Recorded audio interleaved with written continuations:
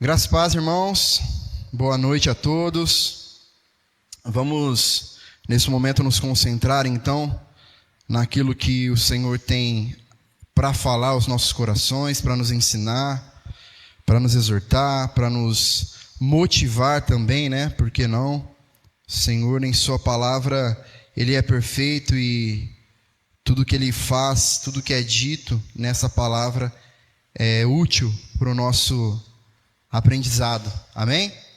Então abra sua Bíblia aí no Evangelho de Mateus, capítulo 9. Obrigado, irmão. Nós vamos hoje estudar dos versos 9 até o 17. Nós vamos dividir aqui em duas partes. Mateus 9. A princípio nós vamos ler aqui do 9 até o 13. E o tema do nosso estudo de hoje, irmãos, é o poder libertador do Evangelho. Vamos ler o texto? Diz assim: Quando Jesus saiu dali, viu um homem chamado Mateus sentado na coletoria e lhe disse: Siga-me. Ele se levantou e o seguiu. Estando Jesus à mesa na casa de Mateus, muitos publicanos e pecadores vieram e tomaram lugares com Jesus e seus discípulos. Vendo isto, os fariseus perguntavam aos discípulos de Jesus: Por que o mestre de vocês come com os publicanos e pecadores? Mas Jesus, ouvindo, disse: Os sãos não precisam de médico, e sim os doentes. Vão e aprendam o que significa: quero misericórdia e não sacrifício, pois não vim chamar os justos, e sim os pecadores. Amém? Senhor, nós estamos aqui, Pai, diante da Tua palavra nessa noite, juntos aqui, reunidos como igreja do Senhor, e queremos Te dizer, Pai, que somos totalmente dependentes do Senhor, tanto para o ouvir quanto para o falar, e também para o entender, Pai, a Sua palavra. Fale aos nossos corações através do Seu Espírito. Esse é o nosso desejo nessa noite, Pai, no nome de Jesus, amém. Bom, irmãos, depois daquele momento em que Jesus curou aquele paralítico, né, como nós vimos na semana passada, levado ali pelos seus amigos, né, Jesus agora chama um homem para segui-lo nesse momento, certo? Um homem que era um homem rejeitado, desprezado por Israel. Em Marcos capítulo 2, versículo 14, e em Lucas 5, 27, esse homem ele é identificado como Levi, né? Mas nas listas dos 12 apóstolos, ele sempre aparece ali como Mateus. E isso sugere ou que Mateus pode ter adotado esse nome posteriormente, né, ao se tornar discípulo de Jesus, ou que ele sempre teve ambos os nomes, né? E aí nós já podemos perceber algumas coisas nesse trecho, né? E a primeira questão que eu gostaria de chamar a atenção dos irmãos é que o Evangelho, irmãos, ele abre as suas portas para os rejeitados, certo?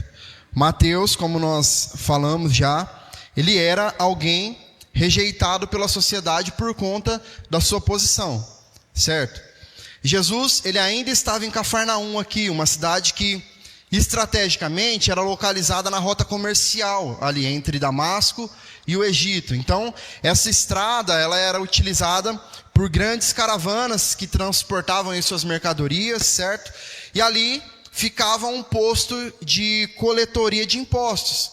Nesse posto, Mateus estava trabalhando ali como esse cobrador de impostos. Ele era o responsável por cobrar os impostos sobre os produtos e sobre os barcos que passavam ali no porto também. Os publicanos, assim como Mateus, eles eram odiados pelo povo de Israel. Isso porque eles trabalhavam, no caso, para o Império Romano. Então, eles cobravam impostos para o Império Romano e por conta disso eles eram considerados traidores, certo? Eles eram considerados aí que eles estavam traindo a sua própria nação, a sua pátria ali. E para nossa melhor compreensão, o Império Romano, ele cobrava impostos muito altos ali do povo, né, das pessoas. Além dos impostos normais ali, os principais impostos, que era o territorial, o de renda e per capita, né, também haviam taxas sobre as mercadorias que eram importadas, haviam taxas ali para as embarcações, Enfim, todas as caravanas que passavam por ali, por aquele lugar, por aquela região, todos os navios que chegavam nos portos eram taxados. Qualquer semelhança é mera coincidência, né? Nós vivemos no país da taxação, né? Então nós conseguimos nos identificar aqui com a dor daquele povo, né? Qual é o nosso sentimento para com aqueles que dia após dia aumentam os nossos impostos? Como nós nos sentimos em relação a isso? Felizes? Amando essas pessoas? Deveríamos, né, irmãos? Mas é complicado, né? Então Mateus, ele pertencia a esse grupo. É como se nós pensássemos aí que Mateus pertencesse à alta cúpula do governo federal, pensando nos dias de hoje, certo? Como cobrador de impostos, então ele era desprezado pelo restante do povo, pelos mais pobres, pelos humildes, né, que se sentiam lesados por aquilo. Só que é justamente, irmãos, esse homem odiado pelo povo, esse homem visto por todos ali, pela maioria pelo menos, como alguém que trabalhava contra eles, é justamente esse homem que Jesus chama para segui-lo. É como se Jesus chegasse lá em Brasília e chamasse aquele que nós achamos o pior lá de dentro. Vem me seguir. E ele fosse. Essa é trazendo para a nossa realidade, irmãos, é isso que nós temos que pensar. É esse homem que ficava rico às custas do povo, ficava rico por cobrar impostos ali do povo, do seu próprio povo. É esse homem que Jesus convida para ser o seu discípulo, um dos seus apóstolos. E é esse mesmo homem que mais tarde escreveria o primeiro evangelho, que é o evangelho de Mateus. A graça de Deus, irmãos, ela é surpreendente. A graça de Deus, ela alcança aqueles que parecem inalcançáveis. A graça de Deus abre as portas da salvação para os rejeitados, para os menos prováveis. Segundo os padrões da época ali, Mateus era considerado o mais miserável dos pecadores, traidor. Para você ter uma ideia, irmãos, os publicanos, eles não podiam frequentar as sinagogas, as igrejas ali. Eles eram considerados impuros mesmo, tratados ali como porcos, literalmente. Então eles não tinham permissão, por exemplo, para testemunhar em julgamentos, porque eles eram vistos como pessoas não confiáveis, como pessoas que não eram dignas de terem a sua voz ouvida. E a tradição dos rabinos colocava os publicanos, então, na mesma classe dos mentirosos, dos ladrões, dos assassinos, chegando até dizer que era impossível que eles se arrependessem dos seus pecados. O arrependimento não era possível para homens como os publicanos. E como nós vimos aqui, irmãos, Jesus, ele não debate com Mateus. Ele não fica ali tentando convencê-lo de alguma forma. Ele simplesmente dá uma ordem. Siga-me, ele fala. Ele fala com autoridade, irmãos. E o chamado de Jesus, isso é importante nós entendermos, é irresistível. Não há ser humano, não há homem que seja capaz de resistir ao chamado de Deus. Não há, irmãos. Deus faz a sua obra da forma como Ele bem entender, e Ele toca nos nossos corações, nos transformando literalmente. E aí nós passamos a estar livres para enxergar o nosso pecado e para correr para os braços de Jesus. A voz dele é poderosa, ele é soberano sobre tudo, sobre todos, e ele nos atrai até ele.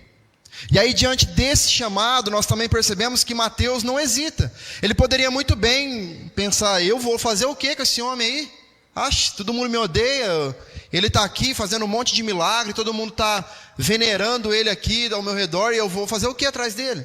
Eu não vou. Mas ele foi. Ele não hesitou, irmãos. Ele não adiou aquela decisão.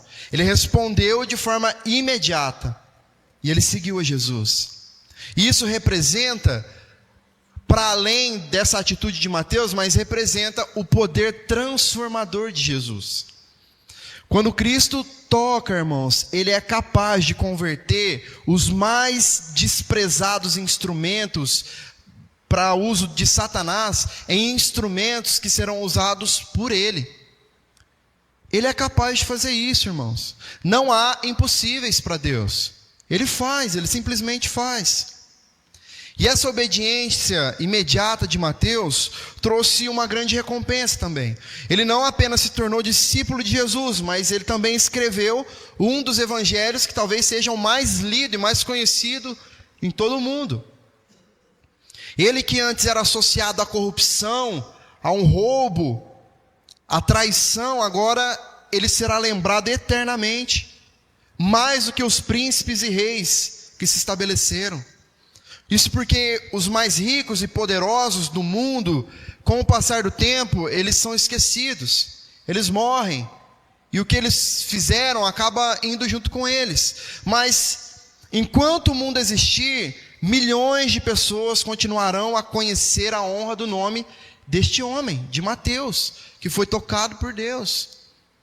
Ele é um dos responsáveis. É óbvio que o maior de todos é Deus, é Cristo, mas Mateus é um dos responsáveis pela igreja ainda estar de pé. Ele ter escrito o que ele escreveu para que hoje nós pudéssemos crer. Foi usado por Deus, obviamente, mas é um dos grandes responsáveis por nós estarmos aqui também. Uma outra questão, irmãos, é que o Evangelho, ele abre as portas da graça aos que se reconhecem pecadores. Mateus, ele não fica satisfeito apenas em seguir a Jesus.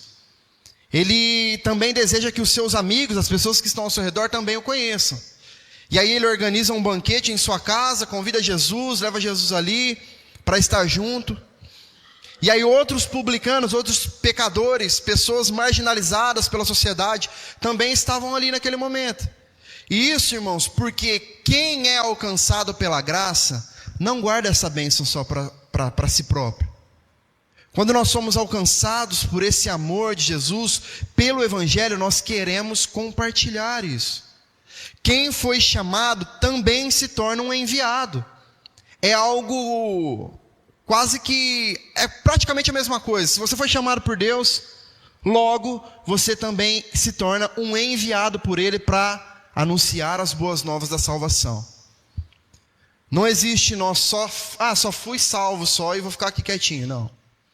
O que a salvação causa em nós, irmãos, é esse desejo de alimentar as pessoas que estão ao nosso redor também com essa mesma mensagem.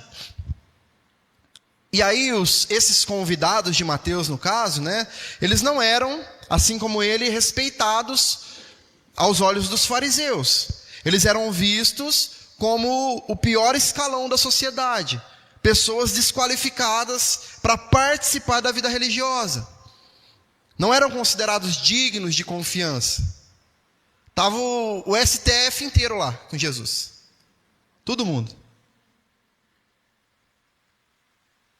É quase isso. Quase isso. Pessoas que hoje, talvez na nossa posição, nós julgamos como pessoas indignas da nossa confiança. Pessoas que talvez hoje nós olhamos e logo que nós ouvimos falar, nós já torcemos o nariz e já não queremos mais saber. É essa galera que estava lá com Jesus. E como sempre, os fariseus que ali estavam, eles não estavam ali para se alegrar com a transformação daquelas pessoas, mas para censurar Jesus. Essa era a especialidade deles.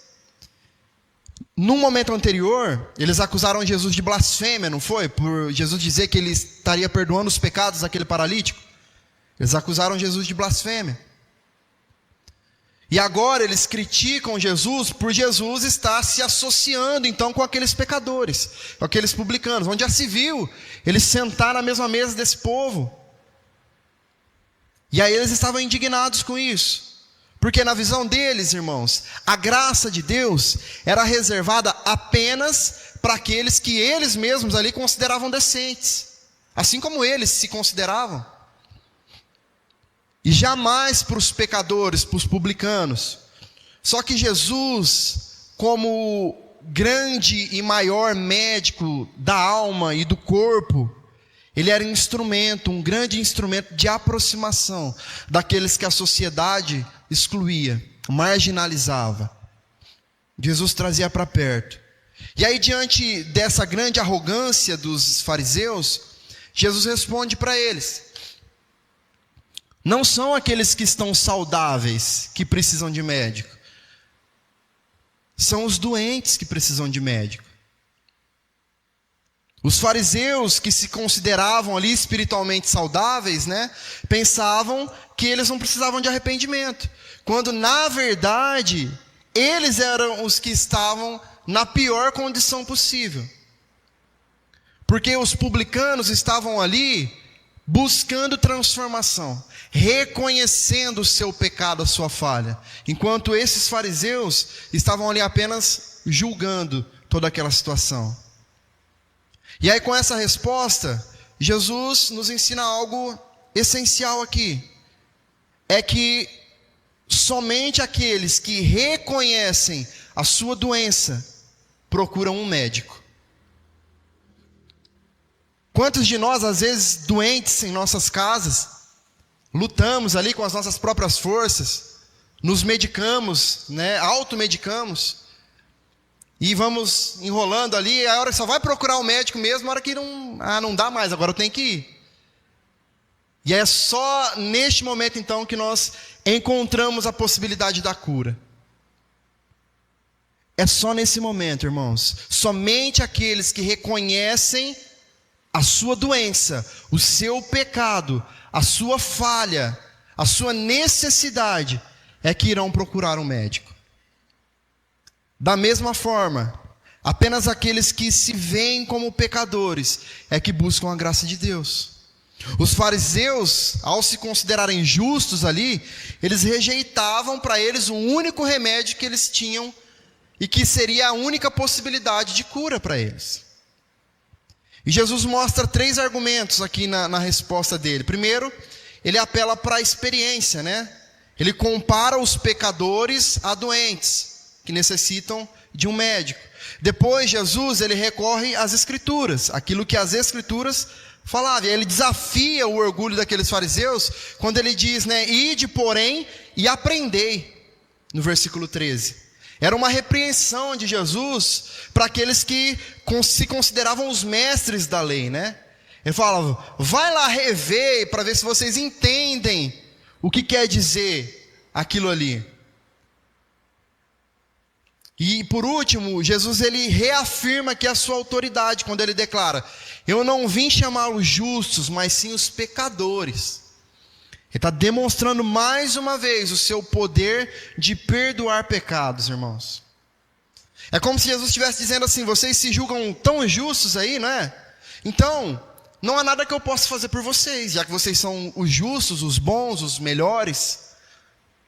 Porque a minha missão não é salvar vocês que são justos, é salvar os pecadores, os que estão ali precisando ser curados. Jesus usa até de uma certa ironia aqui, nesse momento. E aí, irmãos, quando nós entendemos corretamente o impacto do ensino de Jesus, fica claro o motivo pelo qual os fariseus passaram a desprezá-lo. Jesus simplesmente destruiu aqui as tradições falsas daquele povo. Ele expôs a hipocrisia daquele povo, do sistema. Ele destruiu as barreiras que aquele povo havia erguido entre eles e os demais. Como se eles fossem os preferidinhos de Deus e o resto era um bando de condenado ao inferno. Jesus mostra aqui que nenhum homem pode ser verdadeiramente bom sem antes reconhecer a sua maldade, sem antes reconhecer o seu pecado, sem antes que o Espírito Santo habite dentro dele.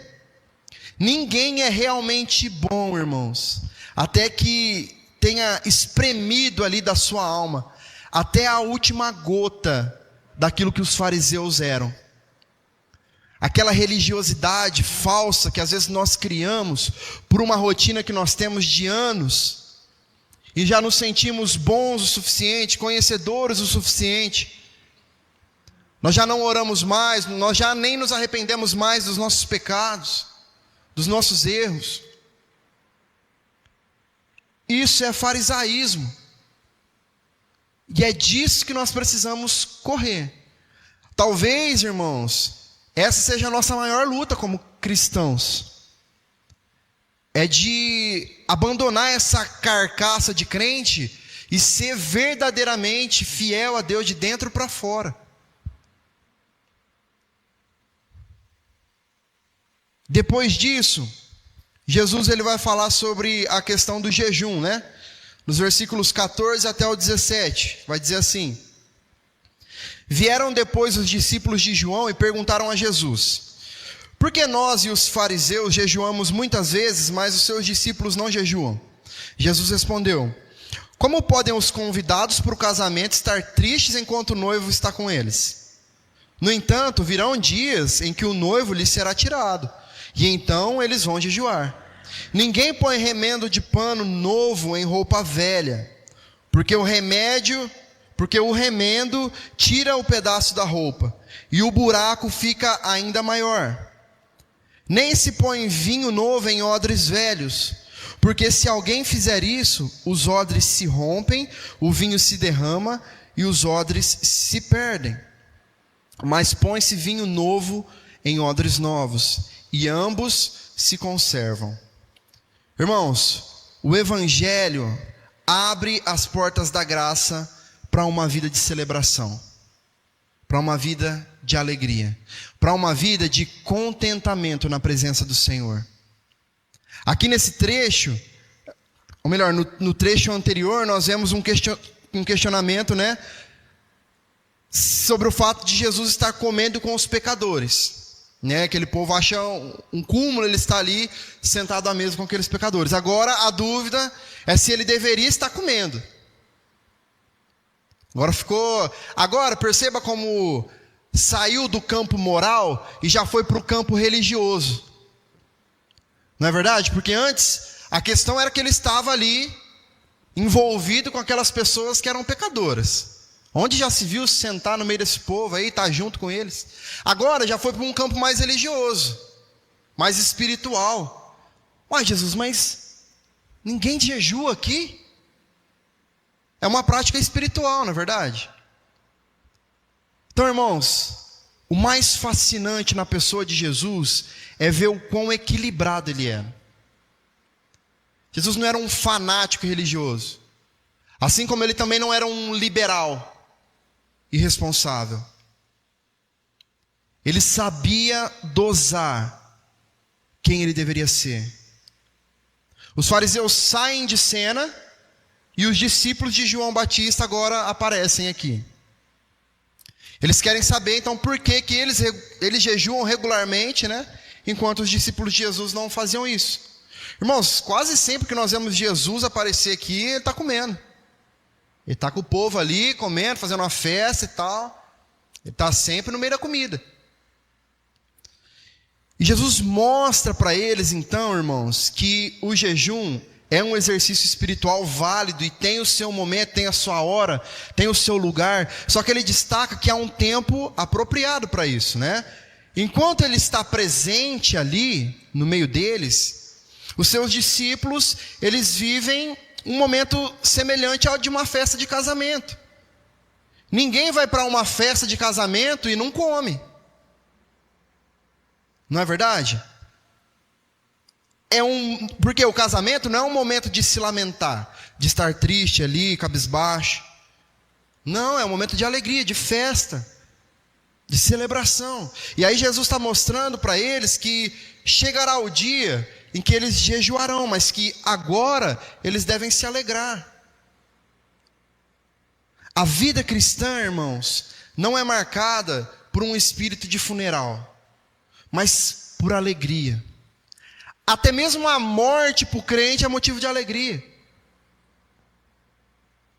Não é um caminho de tristeza, é um caminho de júbilo, de gratidão, de celebração. Jesus é o noivo que veio para conquistar e para se unir à noiva. Os discípulos eram os convidados do casamento, seus amigos mais próximos. E por conta disso, eles deveriam se alegrar enquanto ele estivesse com eles, no meio deles. O luto e a tristeza não combinam com esse momento. Quando Jesus está presente, há abundância de alegria. É como se nós nos reuníssemos, irmãos, para um momento de comunhão, de alegria da igreja, e nesse momento não houvesse alegria, não houvesse comunhão, e houvesse um culto fúnebre, pesado, triste, sem discernir a presença do Espírito Santo no nosso meio, nas nossas vidas, sem discernir a alegria da grandiosidade da salvação. A salvação é o maior motivo de alegria que nós temos em nossas vidas, e é algo que está em nossa disposição, em nossas mãos. Isso é motivo de alegria.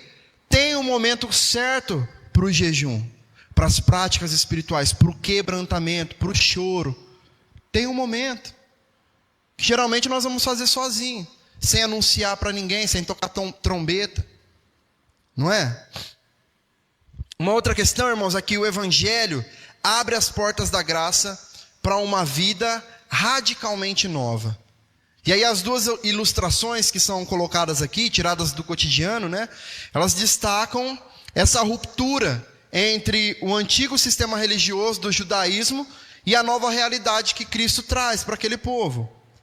No contexto aqui, o pano novo e o vinho fresco simbolizam a alegria, a novidade do Evangelho, as boas novas da salvação, enquanto as velhas vestes e os odres envelhecidos representam as formas rígidas, ultrapassadas do antigo culto. Jesus, irmãos, não veio apenas para reformar as práticas religiosas, mas para inaugurar um novo tempo. Era uma nova forma de fazer. Isso nos mostra que a vida cristã não se trata de uma simples reforma, mas de uma transformação completa, radical. É mudança de mente, é mudança de rota, mudança de caminho. Não é como remendar uma roupa velha com um pano novo, nem como restaurar uma casa antiga ou apenas passar um verniz ali em suas paredes. Não. Não é essa religiosidade que nós estamos buscando, irmãos. O Evangelho, ele não vem para aprimorar o que já existe. O Evangelho cria do zero algo novo. Algo novo, tudo novo se fez. Algo novo nasce a partir do Evangelho. A partir dessa transformação, a graça de Deus transforma o pecador em uma nova criatura, onde tudo se renova. Então não é uma reforma de quem nós somos, não é um up nas nossas atividades, das nossas funções, dos nossos talentos, das nossas práticas. Não. É novidade de vida. O pregador Charles Spurgeon disse certa vez: Jesus não veio para remendar o manto desgastado de Israel, mas para trazer vestes novas. Seus discípulos não foram chamados para restaurar o judaísmo envelhecido, pois eram homens novos, escolhidos não pelo espírito da tradição. Cristo não veio para corrigir nossa antiga religiosidade exterior, mas para nos revestir com um novo manto de justiça. Qualquer tentativa de mesclar o evangelho com o legalismo não trará melhora, apenas agravará a situação. A vida cristã, irmãos, não pode ser confinada em estruturas ultrapassadas. O farisaísmo era como um odre envelhecido, incapaz de segurar o vinho novo, da nova mensagem, a mensagem do reino. Na época, irmãos, às vezes a gente fala de odre para colocar o vinho. Eu particularmente eu tinha essa ideia de que fosse como que um jarro, né? Um odre. Até eu visitar lá o Museu da Bíblia e ver como que era feito um odre. Lá tem. Um odre, irmãos, era feito do couro de um animal, da cabra, de uma ovelha. Então era como se fosse uma bolsa mesmo. Ele era costurado e aí só ficava um biquinho em cima ali, formando como se fosse uma garrafa, né? Mas de couro, do couro do animal. E aí, com o tempo, esse couro ele ia perdendo a sua elasticidade. Mas quando o odre era novo, colocava-se o vinho ali para ele fermentar, e pelo odre ser novo, ele ia expandindo, conforme o vinho ia fermentando, o odre ele ia acompanhando essa fermentação, e ele ia expandindo. O vinho cabia, o vinho não vazava, não passava, porque era um odre novo. Mas com o passar do tempo, esse couro ele ia perdendo essa elasticidade. E aí ele começava a se tornar frágil. Já não tinha mais aquela mesma serventia. É onde o vinho começava a vazar. Já não suportava mais a pressão daquela fermentação. E aí se colocassem o vinho novo em odres velhos, eles se romperiam. E todo aquele líquido seria perdido. Isso quer dizer, irmãos, que o evangelho não pode ser limitado a tradições religiosas ou a sistemas eclesiásticos. A vida cristã, simbolizada pelo vinho novo, ela rompe os odres antigos, que não podem acompanhar a sua renovação. O judaísmo, no caso, naquele momento, era um odre velho, desgastado, já não tinha utilidade mais. E aí Cristo não derramaria do seu vinho novo sobre esse odre. Isso precisa nos fazer pensar, irmãos, que as nossas categorias, as nossas posições de conhecimento teológico, bíblico, jamais devem ter a mesma autoridade do que as Escrituras, do que a Bíblia. Diante dos desafios de cada geração, nós precisamos voltar à palavra para entender o que Deus quer de nós para este tempo. Os princípios serão os mesmos. Deus não muda. Mas Ele vai nos transformando, Ele vai nos ensinando a utilizarmos do que este mundo oferece para que a sua glória apareça. Para que nós saibamos as formas certas de fazer. Onde colocar o vinho novo? De que maneira despejar esse vinho novo? O Espírito Santo, Ele vai nos orientando, irmãos, para que nós possamos compreender a sua palavra de forma correta e usá-la, aplicá-la de forma correta também. E além disso, nós também precisamos estar conscientes de que nós também somos esses odres. E nós precisamos dessa renovação constante diante do Senhor. Por isso que nós não podemos nos acomodar, pensar que já temos tudo que precisamos, que já somos capazes de tudo, que já aprendemos tudo, que não existe mais nada que nós podemos aprender. Porque é dessa forma que nós vamos nos tornando odres velhos, cheios de rachadura, que já não ouvem mais, que já não recebem mais daquilo que Deus tem para nos dar, para nos mostrar. E aí nós vamos nos tornando sem utilidade. Nós precisamos que o material interno nosso seja renovado constantemente, através da palavra. Cristo, Ele valorizava tanto o conteúdo, que era o vinho, quanto a forma, que era a estrutura, o odre. Ele reconhecia que a estrutura do cristianismo deveria refletir o seu interior. Um odre novo refletia o vinho novo que estava ali dentro. Não dava para um vinho novo ser colocado num odre velho, porque aquele odre velho não refletiria aquilo que aquele vinho tinha. A qualidade daquele vinho.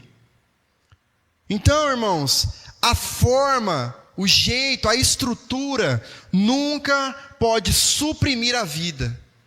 A essência, o conteúdo, a organização não pode sufocar a liberdade, a vitalidade do Espírito.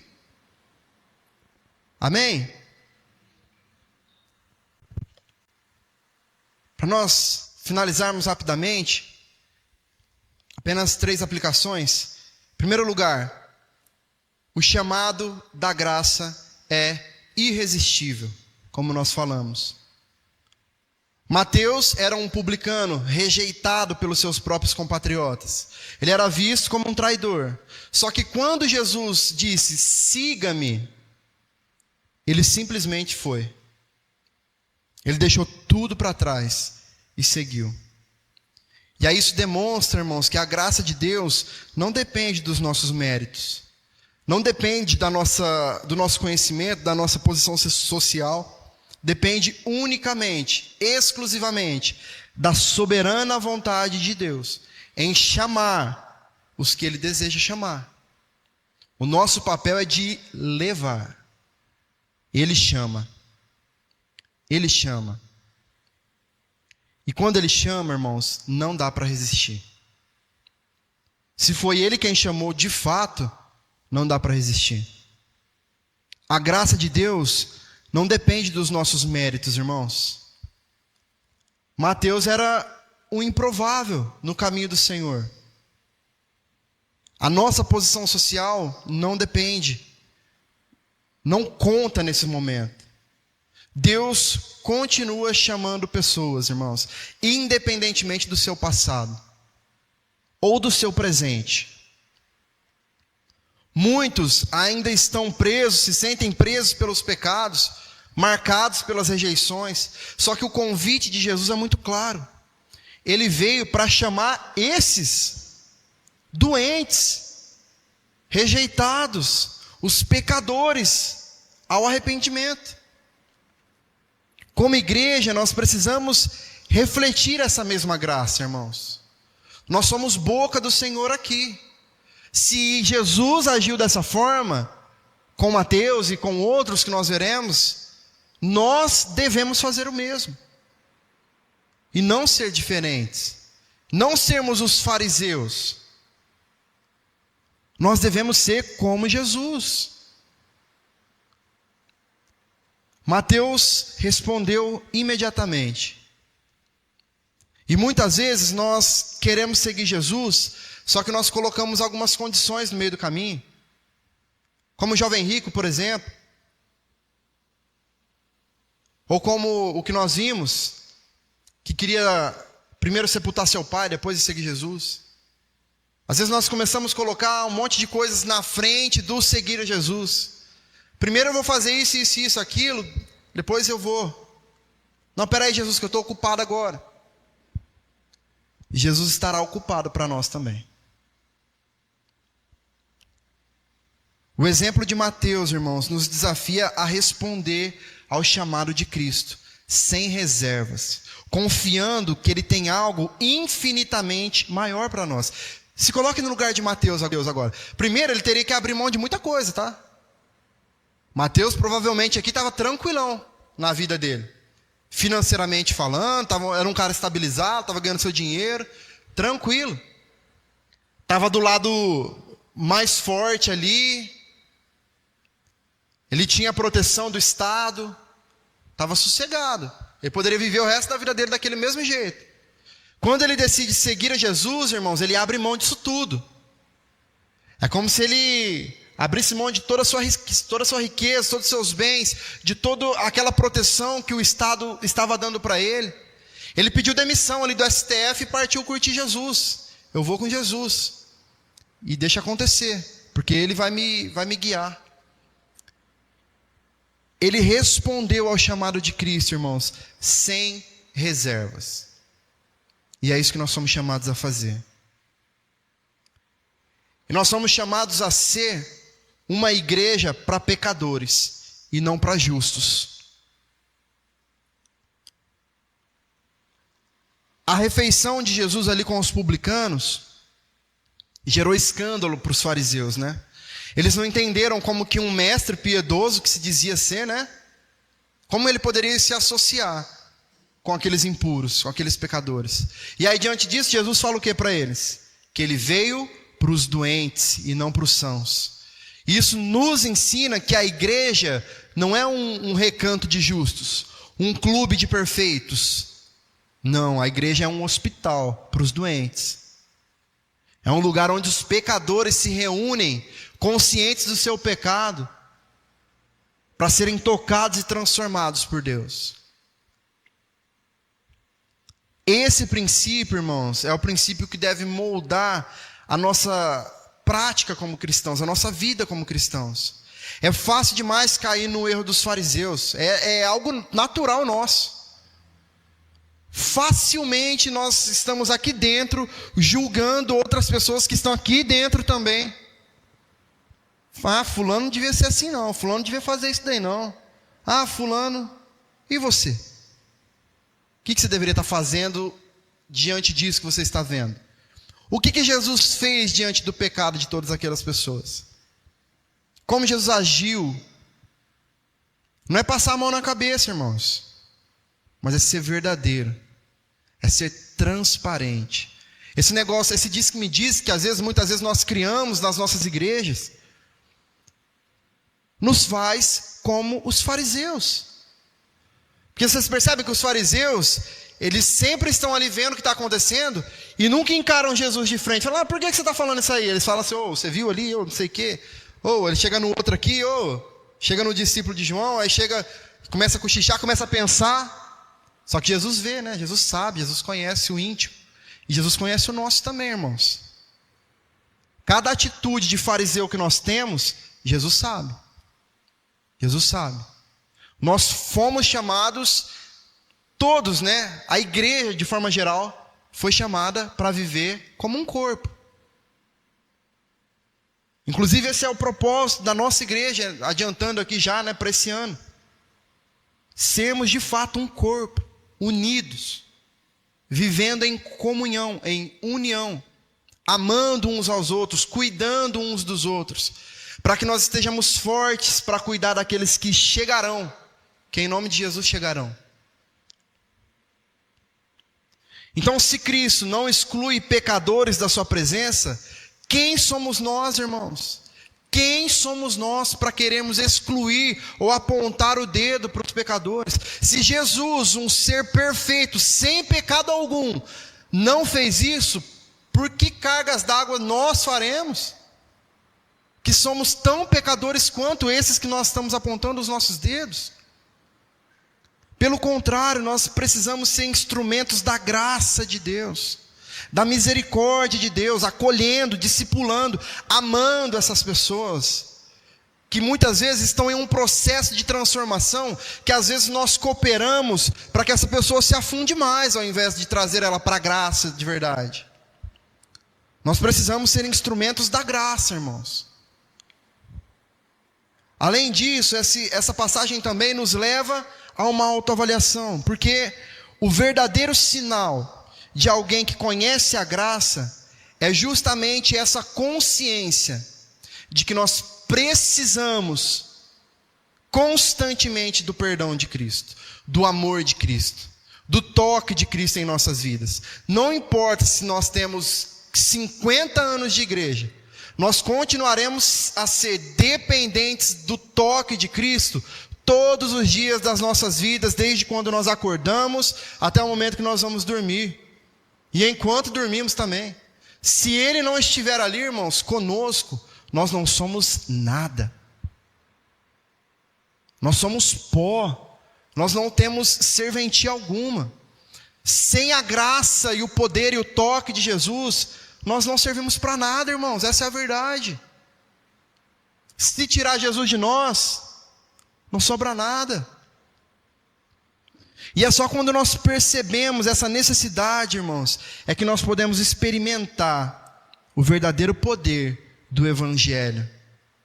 E aí nós podemos transmitir isso também para outras pessoas. E por último, o Evangelho não é um remendo em uma vida velha. Deus não aceita uma vida de alguém que se diz cristão, mas que tem uma vida toda remendada. Não.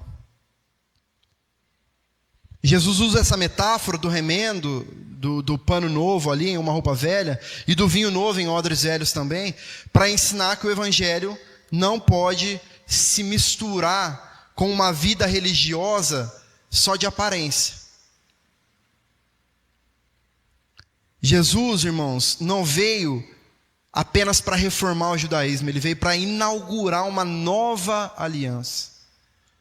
O cristianismo, não é uma melhora da nossa vida antiga, uma melhora da nossa velha maneira de viver. O cristianismo é o abandono das velhas práticas e o início, o nascimento, o surgimento de uma nova vida que faz coisas completamente opostas àquelas que nós fazíamos antes. É uma transformação radical. E aí isso nos ensina que nós não podemos viver uma fé superficial, tentando adicionar práticas cristãs a um estilo de vida que continua sendo mundano. Quantas pessoas nós conhecemos por aí que tem um estilo de vida completamente torto diante daquilo que são os padrões bíblicos de se viver, mas que se dizem religiosas, cristãs. Eu confio em Deus, eu tenho fé. Nós aprendemos, irmãos, aqui, que nós não podemos viver essa fé superficial. O Evangelho exige uma mudança completa de mentalidade, de valores, de prioridades. Muitos querem os benefícios de Cristo, que Cristo tem a oferecer, sem abandonar as estruturas antigas do pecado, sem abandonar uma maneira velha de viver. Isso é impossível de acontecer. O vinho novo rompe os odres velhos. Não cabe. Não tem como ser armazenado. O Evangelho puro, assim como ele é, não cabe dentro de uma vida de uma pessoa apodrecida. As duas coisas não se conversam. Na prática, irmãos, isso significa que seguir a Cristo implica em viver em novidade de vida. A nossa identidade, a nossa conduta, as nossas motivações precisam ser moldadas pelo Evangelho. E não por tradições humanas ou por desejos pessoais. O verdadeiro cristianismo não é um conjunto de regras externas que nós seguimos. É uma vida nova, cheia do Espírito, que glorifica a Deus em todas as áreas. Não que será fácil, irmãos, mas será prazeroso quando assim fizermos. Nós temos prazer em viver na lei do Senhor. O verdadeiro cristianismo nos traz essa possibilidade. Então, irmãos, essa passagem nos revela a essência libertadora do Evangelho de Cristo. Jesus nos chama para seguir, nos chama para ser, assim como Mateus foi, que apesar de todos os pesares, apesar de todos os problemas da sua conduta, do seu modo de viver, foi chamado e seguiu a Jesus. Jesus não apenas perdoa pecados, mas Ele nos transforma completamente. E além disso, nos convida a participar da missão. Olha o privilégio que nós temos, irmãos. Mateus sai de uma pessoa odiada, excluída da sociedade, por mais que tivesse suas posses, seus bens, para se tornar salvo ao lado de Cristo, discípulo de Cristo e participante da missão de Cristo. Esse é o poder transformador do Evangelho, irmãos, que nos resgata da nossa podridão, nos traz para o lado de Cristo e nos dá ainda uma missão de vida, que é viver para Ele. Jesus nos lembra aqui que o Evangelho não é uma mera extensão do antigo sistema religioso, mas uma realidade totalmente nova. Cristo é o médico que cura a nossa alma, o nosso corpo. Ele é o Senhor que traz uma nova aliança, um novo momento, uma nova vida, através do sacrifício feito, através do sangue derramado. E por causa disso, irmãos, nós temos a possibilidade de viver essa nova vida hoje, com gratidão, reconhecendo quem Cristo é, e sendo participantes da obra, anunciando ao mundo esse grande poder que liberta todo aquele que nele crê. Amém?